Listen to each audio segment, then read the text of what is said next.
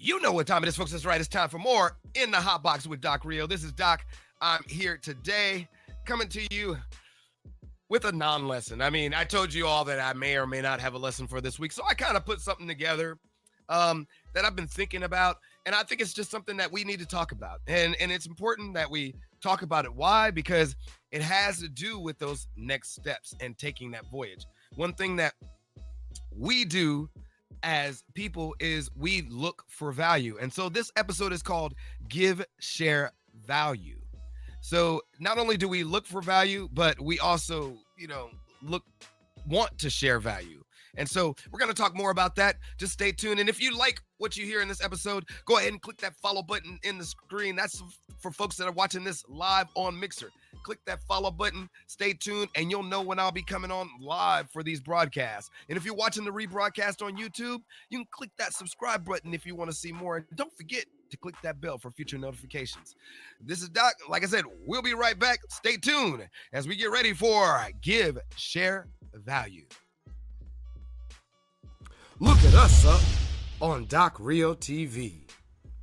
All right, folks, you know what time it is. That's right. It's time for more In the Hot Box with Doc Rio. Right here, talking about give, share, value. This is something that's been on my mind, like I said earlier, for a little bit, and it's been plugging away at me because I feel like we need to talk about this in the sense that I know when I go out and I want to purchase something, like let's say, for instance, last night we went out as a fraternity to Buffalo Wild Wings. And, I noticed this morning later on that when I looked at my receipt that I didn't get the fries that I ordered. I figured they just weren't put on there, but I didn't realize it before. And, it was challenging. We had a double party, so, it's challenging. But I'm pretty sure if I would have told them, they would have done one thing for me. They probably would have either taken it off my bill. Had I told them, had I noticed before I paid for it and all that, or they would have actually given me the fries to go. That's one thing about restaurants. Restaurants tend to provide value. Now, my only problem is that maybe I hadn't been eating so much fried foods lately, and my stomach didn't feel too well after eating the chicken at Buffalo Wild Wings last night. And I definitely wasn't the drinks that I had, because beer is not really that big, but I'm pretty sure it was that. And no, I didn't get sick, but I just had this funny feeling in my stomach. And one thing is that I want to go back to providing value, but that was the only thing that just really bugged me about the value. For me, Buffalo Wild Wings is probably not something I should be doing. And so for me, I learned that a valuable lesson in that sense. We have to go out and find stuff that works for us. And when we go out and find stuff that works for us, we need to look for value in the stuff that works for us. All right. Now, I say this for a lot of different reasons, because I find that I buy equipment. Like, for instance, this microphone. And I've had one of these microphones before. And I saw this one, and this one is actually midnight purple, but it was on sale. It was on sale for a third of the price that the originals for. I think they go for $150 regularly, which was on sale for like 60 something bucks. I just couldn't pass it up because I know that this mic does well. I know that this mic sounds well. I know that when I use it for our shows or whatever I'm using it for, it's going to come through clean.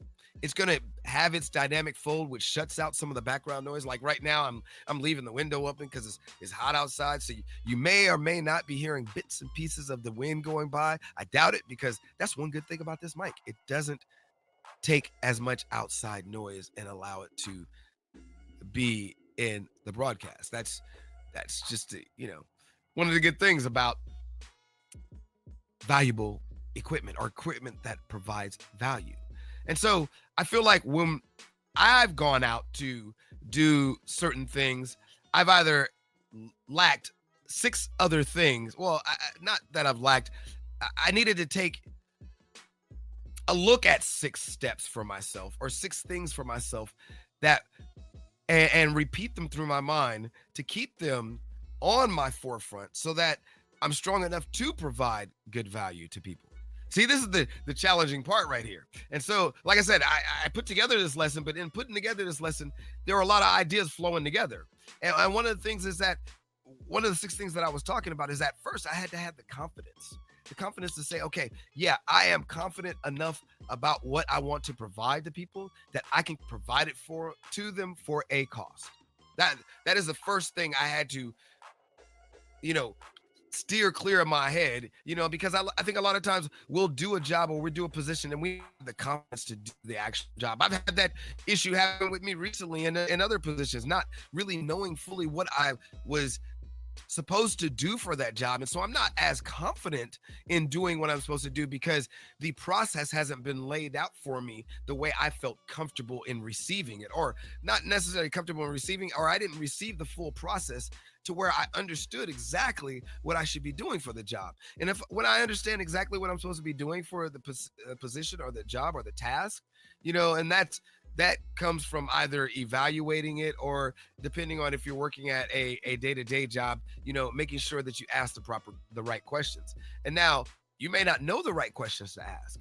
Even if you're evaluating somebody for a business or a company, going to assess that company to see if you can provide a service for them or a product for them, you may not know the right questions to ask. And some of those questions come with experience in being where you're at, and time sometimes gets in the way, but you have to have that confidence before you go out there to actually ask people what they lack in their business, what they lack in their company, or what you can provide for them.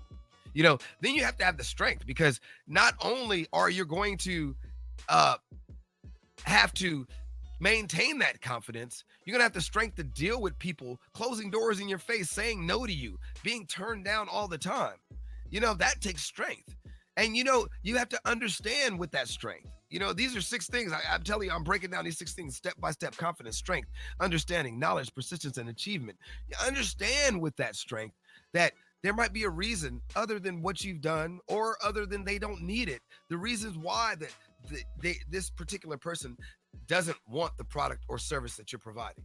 You know what I mean? So these are things that we have to look at for ourselves as individuals, but not only as individuals, as business owners, and people who are starting businesses that hopefully provide value. And I say hopefully because I'm not going to say that everybody's business provides value. I know some people that uh, have businesses that take over and do certain things. Well, we'll get to that later. But another thing you want to provide is you want to provide some knowledge about the product or service in the realm of what you're providing, because it's a niche that you're in.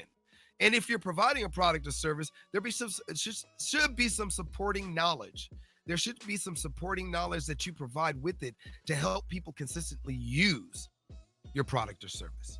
And so that knowledge not only comes from what you're providing, but it comes from you learning what you need to provide. So you need to have knowledge about it as well for yourself. You need to be very highly knowledgeable, and hopefully one of the most knowledgeable people in your field in that area, to provide that service with confidence, strength, and understanding. Because see, that knowledge allows you to step back and say, okay, now I understand what the problem was. Now you know where you may have made mistakes, and now you know where you could probably improve for this customer or for this client. And looking for my water bottle. That'll do. It's not full, but that'll do. And then this is the right one though. And then let's see. You also need to have some persistence, because that's one of the things. Persistence is difficult to maintain in some cases. Sometimes you're providing a product and certain factors get in the way of you producing that product the same way every time, and you may have to settle for less quality materials to make it work. But it's a matter, if you're going to settle for less quality materials, it's finding the right quality and the right durability that continues to provide the value for your customers. Corporations have a knack for doing this, but small businesses learn over and over again. If you ever watch Shark Tank, you've seen that all the time, where a company may be thriving and they go to people on Shark Tank so they can see if they can improve their profit margin. And when they're on that show, they're talking to them about their numbers, and they're valuing their company. They, you might hear one of the sharks turn around and say, well, I have a system of distribution that would actually increase your profit margin if you come work with me. This is something that happens because a big business has more resources. And when you talk about sharks, they have resources. They have companies that they're running, and they have connections with other companies that they're running, and other companies that they're partnered with, that may be able to allow that margin to be increased by how you're able to save money using one of their other services or connecting with one of their other services. So that's a whole nother aspect of that persistence that's able to be maintained once you have a greater profit margin or connected with the right people. And then you got to understand your achievements. I've talked about this before, being able to win, understanding that, oh yeah, you know, I've won this one, and looking at your achievements as successes along the way. We tend to look at the bad stuff and forget about all the good stuff that happens along the way.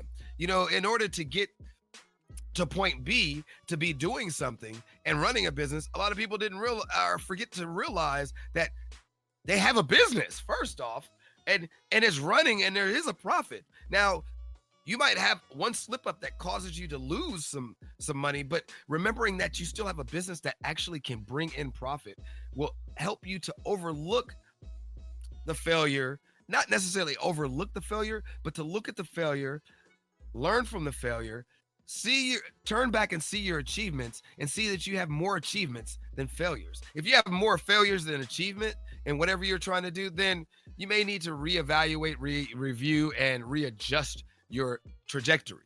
But that's a whole nother story right there. And so to give share value, you need to have those 6 things running consistently through your everyday life. And so for me, I've had to constantly tell myself, because a lot of times my insecurities get in the way and my confidence gets in the way. I don't have the confidence I need. I may have the strength to keep doing it, but my confidence fluctuates, and that starts to wear and tear on our strength as well. Understanding. Now, I might have the knowledge and the understanding, but there may be a challenge in being knowledgeable enough to understand the right questions to ask. And I've had that issue. Until you spend the time in certain areas, you may not learn those questions to ask. And then you talk about persistence. When you're persistent and you continue to fight through the struggle with the right confidence, strength, understanding, and knowledge, that persistence will carry you to that achievement. So recognize that achievement as you're being persistent, because being persistent sometimes blinds us to the fact that we are constantly achieving along the way. So then I was thinking about something, because there's this thing that there's always money to be made out there if you provide a valuable service. Now, so if we provide a valuable service, there are always going to be companies out there making sure, or places out there making sure our pockets are full. That comes with that confidence. Knowing that and understanding that comes with the knowledge and confidence to understand that. And so understanding that, it seems like it's something that somebody would make up. It seems like it's something that somebody would just put out there just to say it. But the fact of the matter is that there is money out there in so many businesses, and we have to be able to reach out there and tap into what these businesses need and provide those aspects of media for them. That's the challenging part. And that could go anywhere. That could be from the average gamer, somebody who wants to game and be a championship streaming gamer. You have to provide some kind of value to your audience as you're playing the game that keeps them watching, that keeps them going.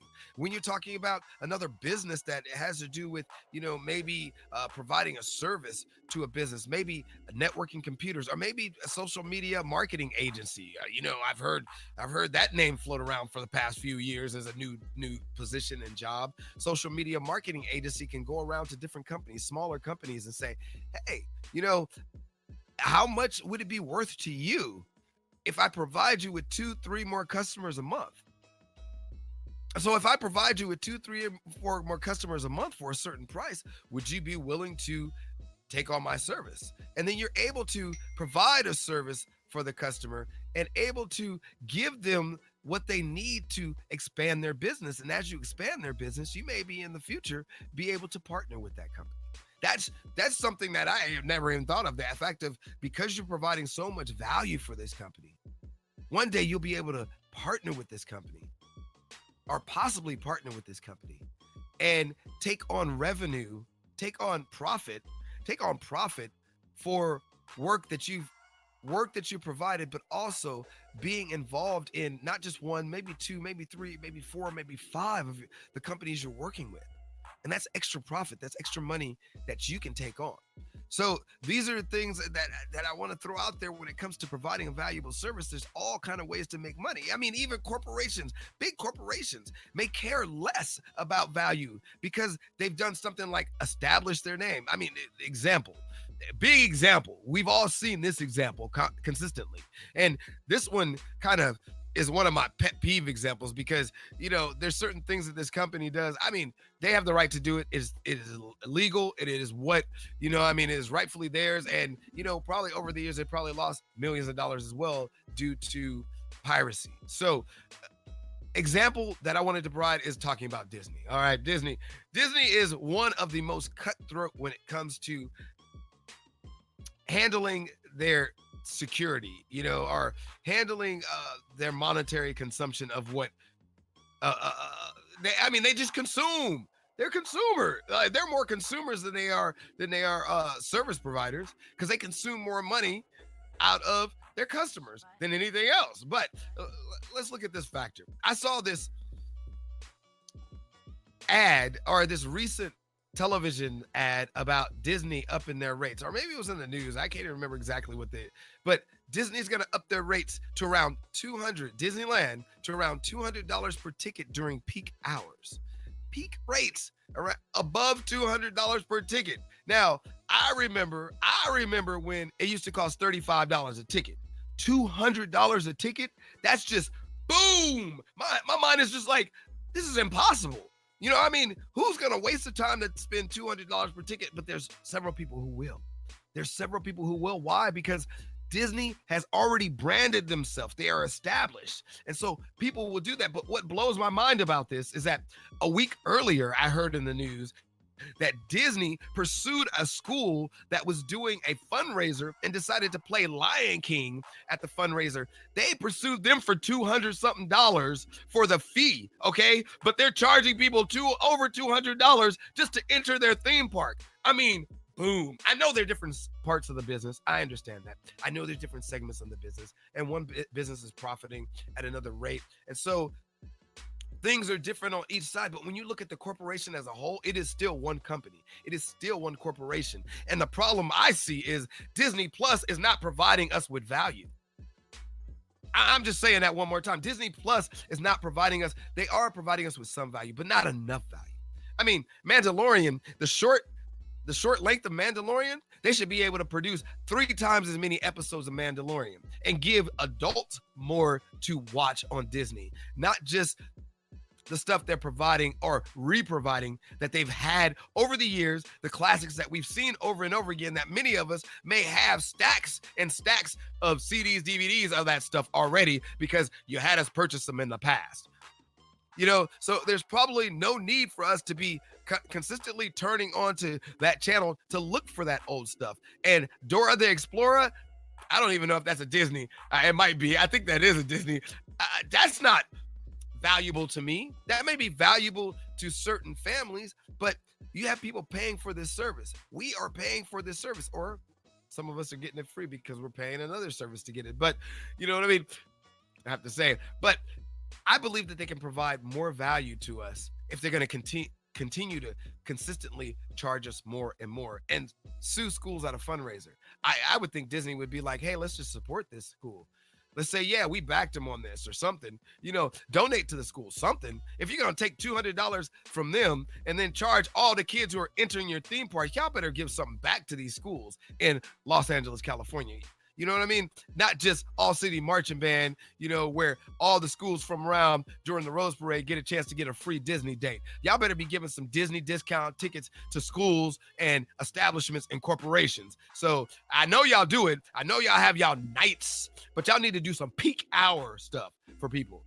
Give people something of more value. I know that's cutting into your rates, but dang, y'all make enough money off the top as it is. And ticket sales, once you get people in the door, you're already gonna make money off the food. So come on.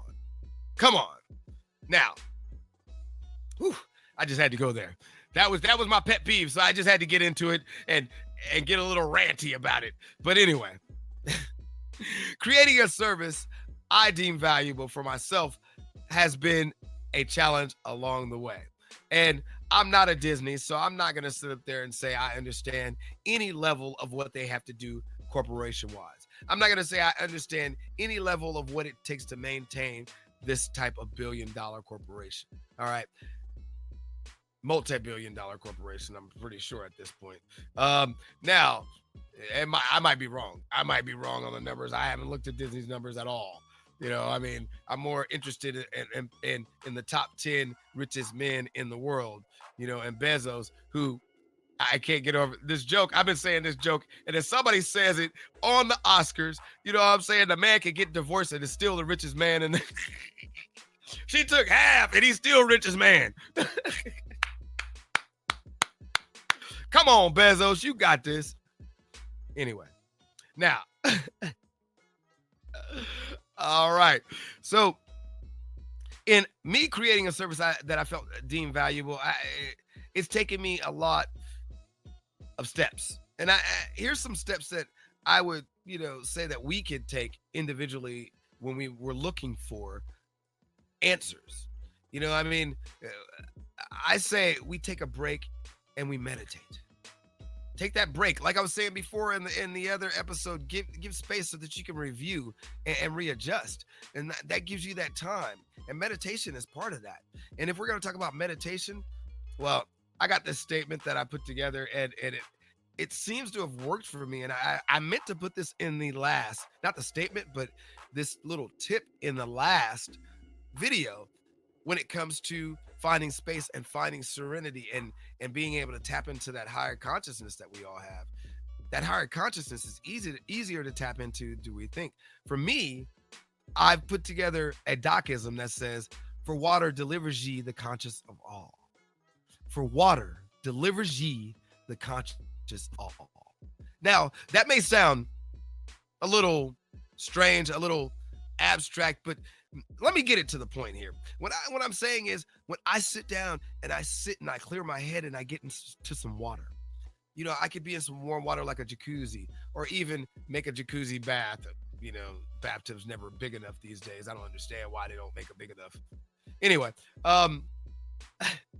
they haven't made them big enough in years for a human body, But I can sit in a body of water and let go of all that stuff in my mind. And when I let go of all that stuff in my mind, I start to tap into higher consciousness. I start to take notes. People might think it might be weird if they were in my house and they heard me taking a bath, because while I'm taking a bath, they may say, "Hey Siri." They may hear me say that over and over again. And as many times as I may say, "Hey Siri" over and over again, yeah, I knew that was gonna happen. I knew that was gonna happen. So I had to stop all the devices here because not funny. Oh man, you got to know what's going on when it's going on, right? All right. So I had to fix that for a second, just because I knew once I said the magic words, "Hey," and "you know who," that she would pop up on not one but two devices. So all right. Almost popped up on 3 devices, considering I got the iPad sitting in front of me right here. So, but people might hear me in the tub, in the bathroom, constantly dropping notes into my phone. When I'm in a body of water, it allows me to tap into these thoughts and ideas that sometimes I feel are not even my own. sometimes I feel like are in this higher consciousness. And so my thought process is that we do tap into our higher collective consciousness that's out there. And it's because of the atoms and the energy in our body, it's connected. Everything's connected by energy, and that energy translate into everything. Energy translates into language. It takes energy to create language. It takes energy to speak. It takes energy to form words. And that energy translates into a language that may even be so powerful is telekinetic.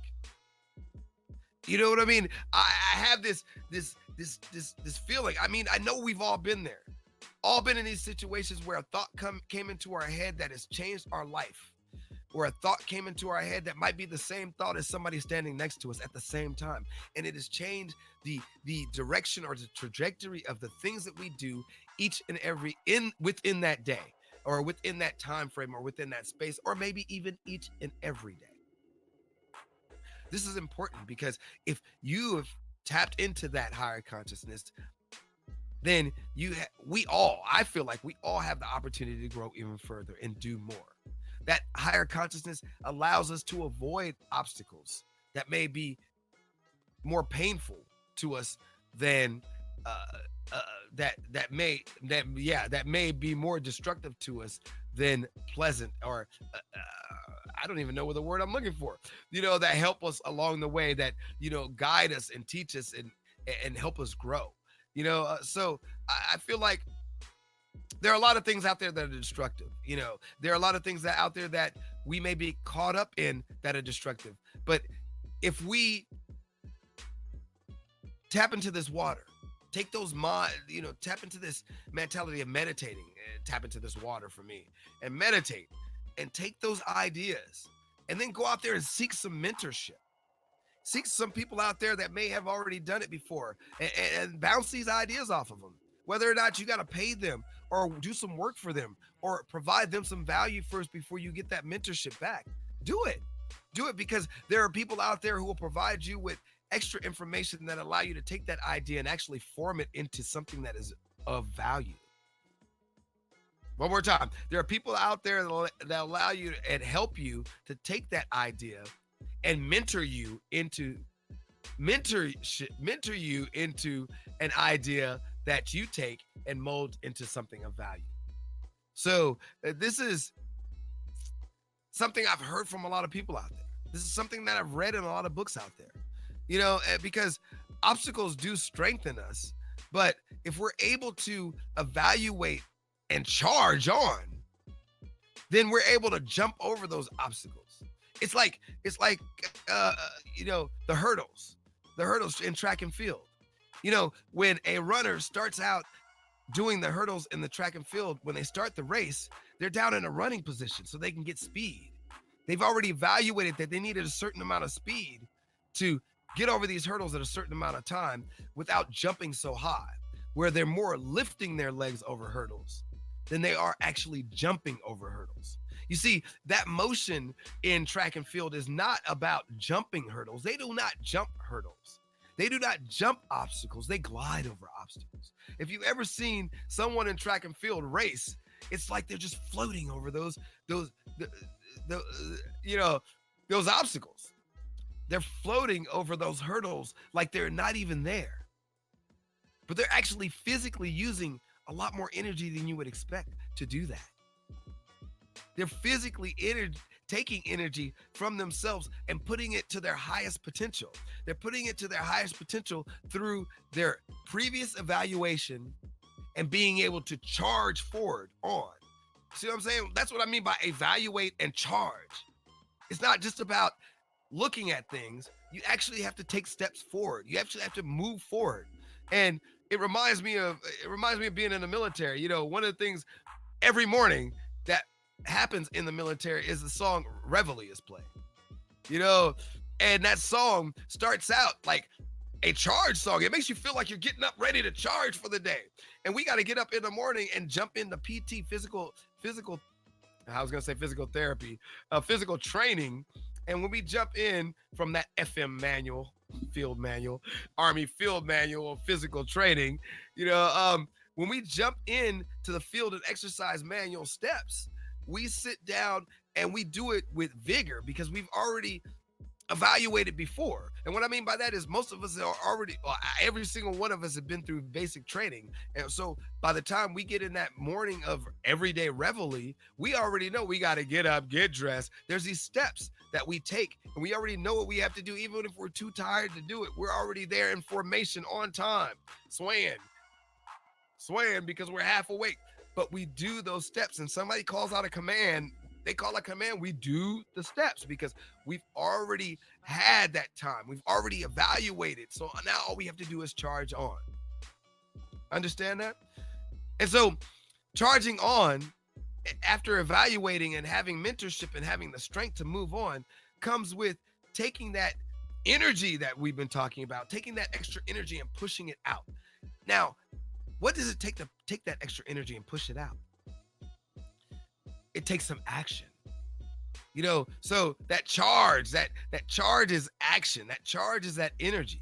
And so it leads me to this book that I've been reading. Of course, I read through a lot of books, but this one book that I've been reading for a long time, and it's fitting because this is the time. I think this is the weekend. I was supposed to go out and go to GrowthCon, Grant Cardone's GrowthCon, and I decided not to because I changed my steps. I changed my trajectory to take on a new position, to gain from this position, hopefully, the knowledge I want to do certain things and to grow as well. And so I've taken on this position, and in taking on this position, I miss GrowthCon, which I'm pretty sure I can see online because I have, I pay him monthly for being a part of, Cardone University. So being a part of Cardone University, there are a lot of times when I'll stop and I'll look at some of the stuff Grant Cardone has to say. I'll watch the videos, I'll sit down and help myself be motivated to keep doing what I need to do. And so the other day I was looking at the 10X rule, and then I put it back and I didn't really look at it again until this morning when I was thinking about this lesson. And so I'm like, pulled out the book, the 10X rule. And see, when I say I pulled out the book, I didn't just pull out the audio book. I got the audio book that I've listened to first for a long time, but I also have the hardback. Actually, I think I have two of these hardbacks. I was going to give one away at one of these events. So if anybody wants a copy of the 10X rule, a copy of the 10X rule, I might have to do a giveaway sometime soon. I got a couple of these, and it's a good book for me because it's helped me learn how to take on massive action. Now, a lot of people, some of you are probably asking, what does the 10X rule mean? The 10X rule has to do with doing 10 times more to gain 10, 100, 1,000 times more. You see what I mean? We tend to do things at maybe a speed of 2 to 5. 2 to 5 times more. Most people only do maybe things 2 times more, but in order to get to the next level, you might have to do 10 times. You have to take 10 times more action to get to that next level. So Grant Cardone says there are 4 degrees of action. There are 4 degrees of action. And in these 4 degrees of action, they're more like categories. They're not degrees. I mean, they are degrees, but they're more like categories of action that you can take to take steps to get to the next level. And so when he talks about these degrees of action, he says most people fail only because they are operating at the wrong degree of action. To simplify action, we are going to break down your choices into 4 simple categories or degrees of action. And here are the 4 choices. He says 1 degree of action is do nothing. Do nothing is a degree of action, all right? And this degree of action, like I said, is in the 10X rule here. I'm going to put this away for a second. Do nothing it's reminiscent, as he says in the book, of those who sleep through alarm clocks. And I mean, those who will be in bed and the alarm clock goes off for hours and hours and hours and never touch it. You know what I mean? Now, I might get up and let an alarm clock go off. Actually, I set more alarms when I'm awake than I do when I'm asleep. So a lot of times my alarm goes off for a long time just because I want it to go off for a long time. I'm letting it go off for a long time because I want to reset it to another time. I set more alarms for when I'm about to leave and go somewhere.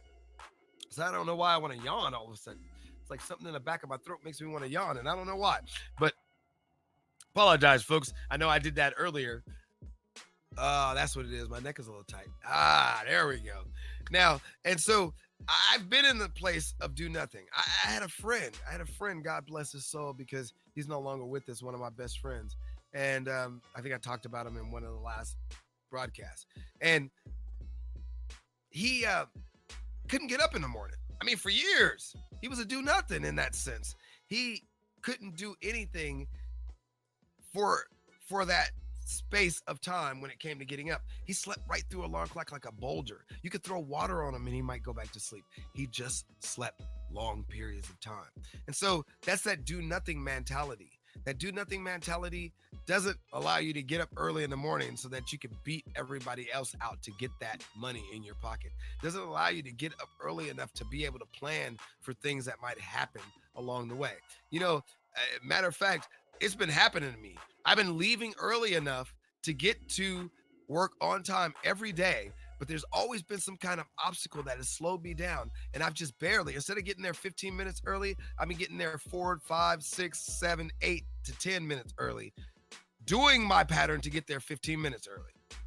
All right. So now I've got to tack on another 15 more minutes because there may be more obstacles. But having that hindsight and understanding that hindsight through the process allows me to see the focus and do something instead of do nothing. All right. Now, some people just retreat. Now, I've done that. The second thing he says, the second degree of action is to retreat. Okay. So the first degree of action is to do nothing, which doesn't get you anywhere. And if the second degree of action is to retreat, you might notice that I've retreated a few dozen times on these broadcasts. I've retreated, and I don't mean on these particular broadcasts. I mean over time. I've done a few sets of broadcasts and then I've stopped. And that retreat, I've come back to justify why, because I'm going to school, and then I keep talking about justifying why. Y'all know that I've been going to school getting my degrees. I don't need to justify why. If I skip a broadcast, I just skip a broadcast and come back and keep going, right? So that's what I've picked up from that. Myself, is that I have done retreating things, and then I've had to justify why. I've justified why because I felt like I was wrong for retreating. Instead of just saying, okay, I needed that space, that lesson I gave you guys before. I needed that time to review and readjust so that I can stack things the right way, so that I can do the work I need to, so that I can make sure I provide these broadcasts for you all. And for me as well, because I look back at these broadcasts. People don't think I look back at these broadcasts, but if you've been on my Instagram, you might see little edits that I've thrown together. And those little edits that I've thrown together is because I've looked back through the broadcast and then reviewed the broadcast and decided, yeah, you know what, I'll put this out there because I think this is important and I think people might actually tap into this. And if people tap into that, then they might actually go and watch my video. And if they go and watch the video, I'm hopefully providing a service that helps them. I see some likes, I see some don't likes, and that's gonna all part of the situation. You're gonna have people who like stuff, people who don't like stuff. I see some comments coming through, and I like it. As a matter of fact, I got a new comment yesterday that I didn't answer, and I'm gonna answer that. I can't remember the name, but looks like a company. Wanted to know if we wanted to be YouTube friends. Definitely throw you on there, and we can be YouTube friends. So I take the time to do whatever I need to continue my voyage. And I hope that I don't retreat as much. And I hope that I don't justify the reason why I retreated. Because I felt like throughout my life, if you do something, you have to justify the reasons why you do it, because people have asked me why constantly. And I've sometimes gotten tired. I've sometimes bitten back at people because I get tired of having to justify why. I feel like sometimes I have to justify why just because of possibly my skin tone, or just because of the way I talk, or just because people assume that I'm doing something wrong all the time. And it's not that, and so that may be something that may have been in my own psyche, and where I look to people like I'm doing something wrong in a lot of anger. A lot of ways. And most of the time I was looking for my glasses over here. Most of the time it might be because I wear shades 24 hours a day, 7 days a week, unless I'm at home where I can put the light behind me and it doesn't bug me as much. You know what I mean? But when the light's in front of me or when there's lights around, I wear shades. It's simple as that. And it helps my eyes. It helps me be able to see, because Otherwise, I wouldn't be able to see. Like right now, oh, something's in my eye. Like right now, oh, my sinuses must be draining. Yeah, that's what it was. So you gotta watch out for stuff like that. And that's not a good lesson for those who are watching this.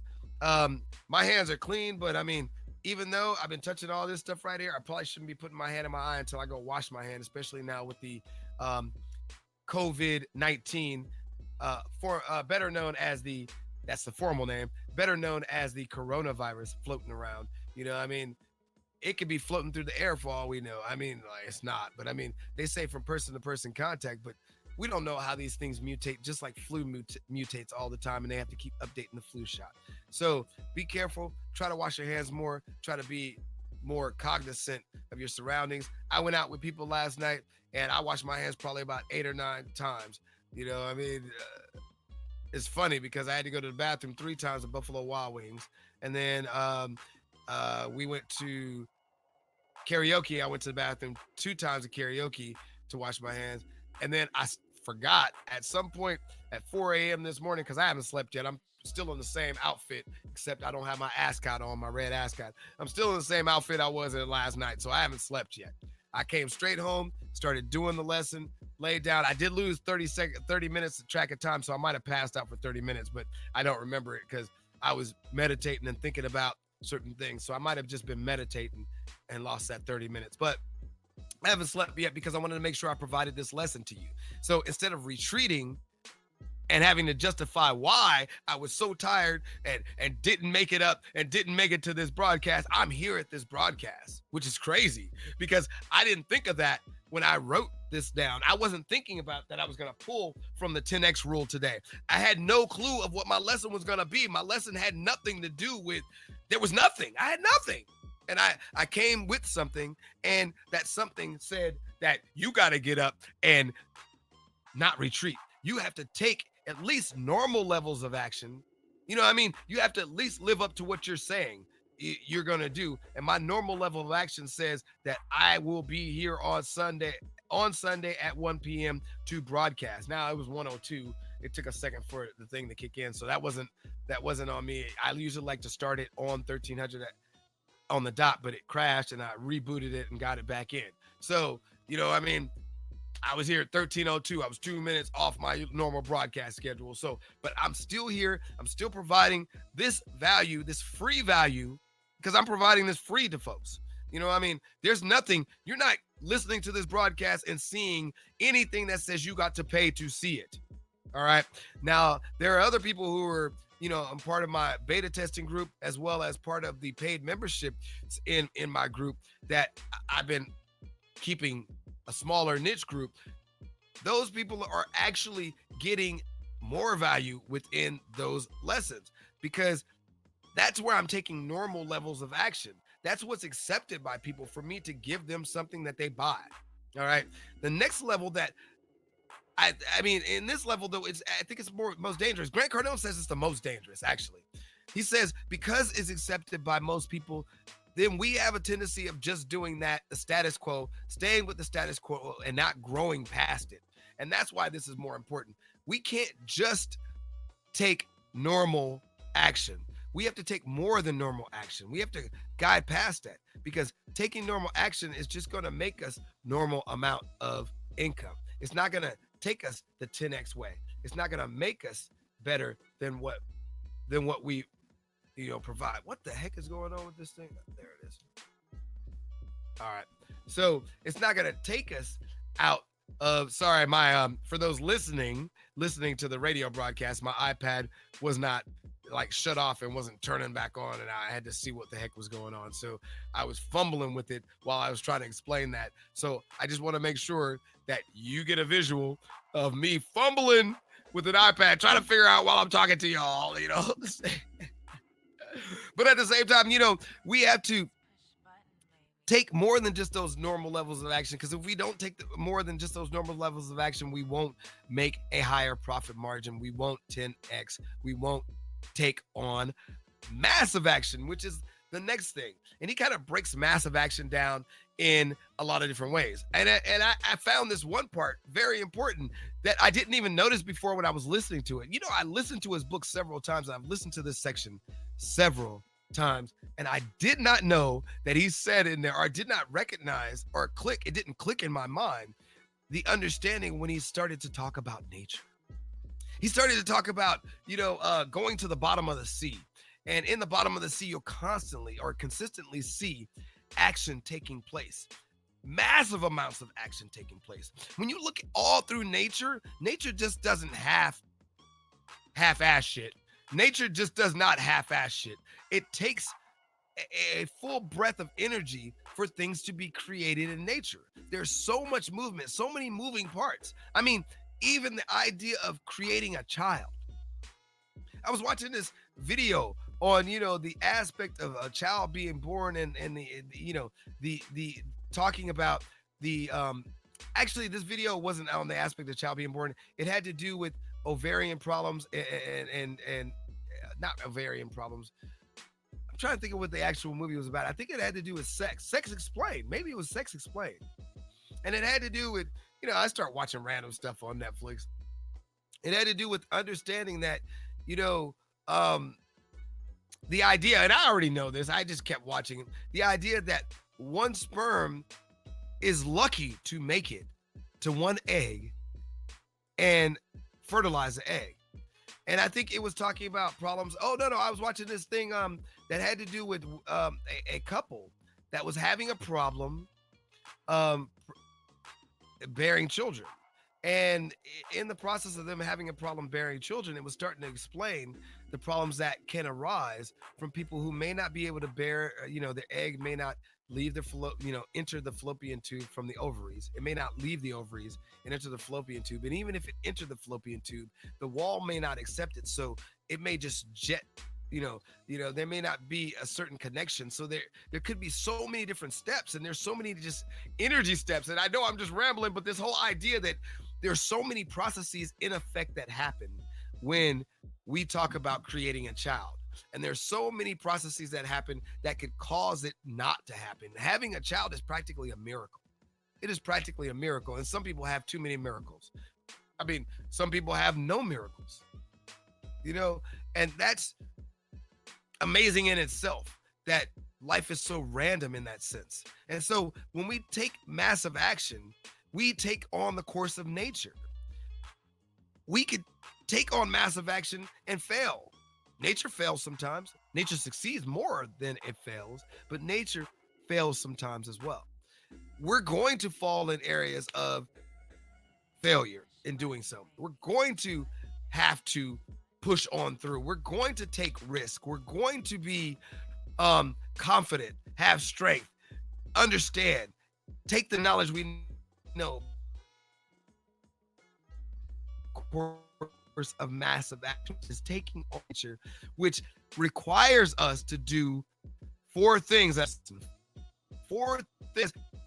It requires us to be disciplined. He says it requires us to maintain consistency. It requires us to have a commitment. We have to be committed to what we're going to do. It requires us to that persistence, that keep struggling, keep going on. Whoa. Wow. The server connection is losing. I don't know if I like that. Come on back. It says we lost connection to the server.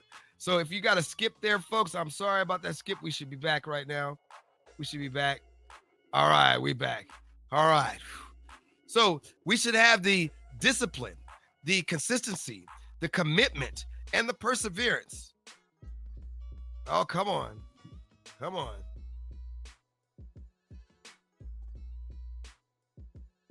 I want to make sure you're getting this. Yeah, okay. So we are getting this. It's back. All right. We should have I'm going to bring it back to take this massive action because I don't know how far back this skipped. And when it skips far back like that, you might get stutter. So I want to make sure this is clear and it comes through clear. To take this massive action and to be involved in nature and be connected with nature, we got to have the discipline to do it, to make it consistent. So we got to have discipline in ourselves to get up in the morning and shut off that alarm clock. So we can't do nothing. We can't retreat. We have to have the discipline to take at least the normal levels of action. And we have to be consistent about those normal levels of action, and we have to be committed to take more than those normal levels of action and persevere as we have things fall upon us and bring us down. And the reason why I say that is because we have to expect criticism. That is the biggest thing right there. We're going to have things come at us. We're going to have losses, failures, people telling us we shouldn't be doing what we're doing. People telling us we shouldn't be doing what we're doing. One more time. People telling us we shouldn't be doing what we're doing. Because when we start to take on those massive action, we won't sleep right. We won't do the things. I mean, I'm gonna be honest, we won't sleep right. We will keep up hours and work consistently all the time. We'll work in places that we don't even think work is available. We might be at a pool party, relaxing at a pool party, but we're working. We might be at a party, mingling at a party, but we're working. We're bringing those ideas of work with us everywhere. It becomes part of our lifestyle. It becomes integrated in us, and we share it and we take it across everything that we do because we have this passion involved in it, and that passion makes it stronger for us, and it makes us do more. And people are going to criticize us for doing more because some people want to be where we are. Some people want to do the things we are doing. Some people want to do what we're doing, and they're going to criticize us because they don't think that what we're doing is necessarily providing value. But somewhere out there, if we're consistently doing it and we're taking all these steps, then we are providing some kind of value. And we're not only providing value to those who want to watch us, but we're providing value to those who may watch us in the future. So remember that when you're out there, remember to take those risks. Remember to push on forward and be confident about what you're doing so that you can maintain your strength and help understand what you're doing with the knowledge that you gain from your research so that you can be persistent and look out for your achievements so that as you grow, you know that you've achieved your goal. This is Doc. I hope this lesson was valuable to you. I know it was a mosh posh or a mashup of different ideas, but I hope it was valuable to you. And if it wasn't valuable to you, please leave a comment below. Come in on YouTube and tell me. You know, I mean, I got people that I talk to on Twitter that tell me that I make mistakes, and I love that. You know why? Because I know I make mistakes. We all make mistakes. And if I need to go back and research that answer and bring it back, I will come back and go back and make sure I get the answer for you and deliver it, because that is part of the reason why I'm here, is to provide you that value. So when I make a mistake, like saying something like, oh, well, you know, that was on the Billboard 500 and it was Bob Dylan singing Alice's Restaurant, when actually Bob Dylan doesn't sing Alice's Restaurant. That's Arlo Guthrie, which that was just me mashing up stuff. You know, he had 3 other songs. Yeah, and to go back to that, yes, Bob Dylan has 3 songs on the Billboard 500 that I saw, and one of those songs was played by Jimi Hendrix, All Along the Watchtower, and that's how it ended up on the 500. So Blowing in the Wind is his top song. The answer, my friends, is blowing in the wind. The answer is blowing in the wind. So with that being said, folks, I hope you enjoyed this lesson. I hope you come back for more. I will be here every Sunday, even when I can't even get up because I can't feel it because my body is in pain or whatever. I may not go to sleep. I will be here unless something comes up that takes me away on Sundays. But I will be here at least once a week, making sure that I broadcast for you. And that's my commitment. That's what I put on this, that every Sunday at 1 p.m. I'll be there. Stay tuned for more. This is Doc coming to you live from in the hot box of Los Angeles County, LA hot box, where it's hot right now in the middle of winter. Wait, what's the temperature? Check the weather. What's the temperature? It's 75 degrees in the middle of winter. Most of y'all are in below degree temperatures, below 0 degree temperatures, and we over here chilling at 75 degrees. That's why I called this the hot box. So if you want to come down and be in the hot box, make sure you hit me up. Make sure you let me know. If you want to see if we can do a double broadcast on Mixer, if you want to see if we can do a double broadcast and talk more about these issues that we've been facing in our society, these issues that we deal with on a daily basis, these issues of media and making money and growth and education and knowledge, where I keep hearing people telling people to stop paying into education, and we have less men going into education. We should be having more men going into education and more people going into education. Whether or not you can do it as a business outside without education and getting it by paying others to get some kind of education, or whether you can do it in an institution. Institutions are big business. They're there for you, and you have more opportunity to gain the knowledge. You may not gain exactly what Ty Lopez wants you to gain, because that's Ty's thing about telling you shouldn't go to school. But you can also buy Ty Lopez's program while going to school and learn just as much as you need to know to go on to the future. But remember, school allows you to network with other people. Yes, you can network with other people with Ty, but it's not the same when you're doing it online as in person. It is so much better when you network and work with other people in person, because you understand some of the things that you need to do. You understand some of the things you need to hold on to take those effective steps. I was thinking of a book, what is it? Seven things of highly effective people. There's all kind of things out there that you can look at. And I don't know why I can't remember the name of the book. I'm looking at it right now. I can't see it because it's light.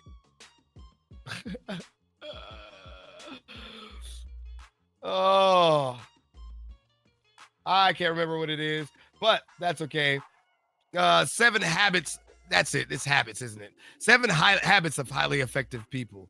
7 highly effective habits. 7 habits. I can't remember titles. Some of these titles are so long that I can't remember what they are, but I think it's 7 habits of highly effective people. It's a book that I got. I've given it away. I've gotten it in a couple of versions. I've gotten it in a digital form, and I've got it in, I started to look away. I need to get back to that page. I've got it in digital form. I have it in 2 different paperbacks, but you start to gain some of those knowledge because you need to work with people to start to gain how to work with people better. You can read the book all you want to. You can read the book every day of your life, but it doesn't help if you're not actually putting it into play. And some people are sitting back, listening to Grant Cardone, listening to Ty Lopez, listening to Gary Vee, listening to all these leaders and thought leaders, and not taking the actions that they're saying and using it to make moves. You got to take massive action. You got to make moves. You got to move forward. Otherwise, you're just sitting stagnant, and you're doing either sitting there doing nothing, or you're sitting there retreating, or you're maintaining the status quo. We don't want to maintain the status quo. We want to grow and go. This is Doc Real. See you next time as I head on out of here. You know what time it is. It's time for me to say peace. Deuces. I'm out of here. Stay tuned for more in the Hot Box with Doc Real next week, Sunday. Woo-hoo-hoo-hoo. There it is. If you need to reach us on Facebook, it's at doc.rio, yeah. On Twitter at DocRealRants. On Instagram, the picture way. And every time I come, I'm here to stay. Snapping photos and get it right. It's at Doc Rio tonight. Say, on YouTube, you can't stop. By Doc Real TV. That's where you see me. That's where you see me. Hit us up on Rio Bucks. .com. Yeah. Back to your regularly scheduled program now. Peace. I'm out.